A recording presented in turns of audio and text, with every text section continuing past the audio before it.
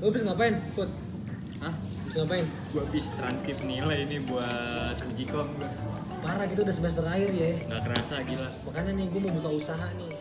Kalau menurut gue nih di lagi pandemi kayak gini, kita cocoknya kayak usaha jasa aja deh.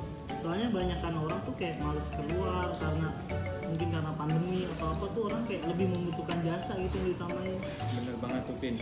Zaman makin canggih, manusia makin mau yang praktis. Usaha di bidang jasa pasti tuh laku. Gue yakin deh pasti. Nah itu permasalahannya. Gue jasa itu yang kayak gimana sih? Nggak paham gue jasa. Pelajarin nih, ada menurut ahli Ari Setianingrum, Yusuf Udaya dan Effendi. Banyak banget. Ini ada 5 karakteristik nih cuy. Yang pertama nih intangible, yaitu tidak berwujud tapi bisa dipegang. Yang kedua ada inseparability, jadi jasa dikonsumsi saat diproduksi. Yang jelasin di.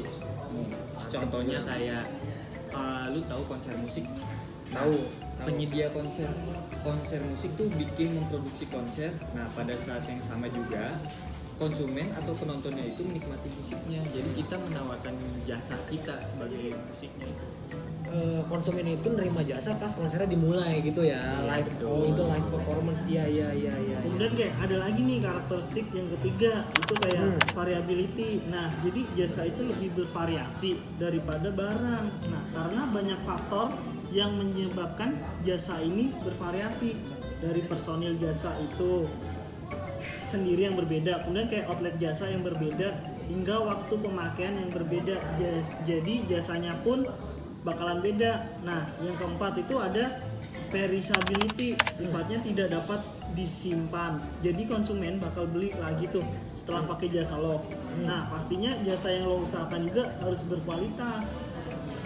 Nah, yang kelima nih terakhir, jasa itu difficult to understand. Maksudnya jasa ini emang susah dimengerti, tindakan operasi keuangan dan lain-lainnya, tidak praktis. Kemudian produk barang, tapi bukan berarti sulit. Jadi gue simpulin aja, jadi ada 5 nih karakter jasa ya. Yang pertama itu ada tadi intangible ya, intangible, kemudian nggak berwujud, ada inseparability, ada variability, kemudian ada perishability, sama yang terakhir itu difficult to understand. Jadi ini maksudnya itu di kualitasnya itu. Kualitas Gimana tuh? jasa pada suatu usaha diuji tiap pelaksanaan jasa. Jadi pas konsumen membeli jasa, ini lo nih yang sebagai penyedia jasa harus benar-benar memuaskan konsumen secara langsung. Itu gue paham sebenarnya sih, tapi apa aja nih yang harus difokusin untuk menjaga kualitas jasa itu biar tetap baik gitu, tetap bagus. Gue pernah baca nih, jadi ini menurut J.T. Mal dan Berry pada buku Kotler ada 5 gap yang harus diperhatikan. Top. Yang pertama tuh lu harus perhatiin kesenjangan harapan konsumen dengan persepsi manajemen. Yang kedua lu harus kesenjangan persepsi manajemen dengan kualitas jasa. 3, kesenjangan kualitas jasa dengan penyampaian jasa. Keempat, kesenjangan penyampaian jasa dengan komunikasi eksternal. Yang terakhir, kesenjangan jasa yang dialami dengan jasa yang diharapkan. Ribet banget. Pusing kan lo mesti. Itu gue baca teorinya. Oh itu kalau Putra pusing. Nih gini aja dah. Gue rangkum maksudnya si Putra ya kan. Iya. Jadi usaha jasa kan kebentuk dari kebutuhan konsumen juga nih ya kan.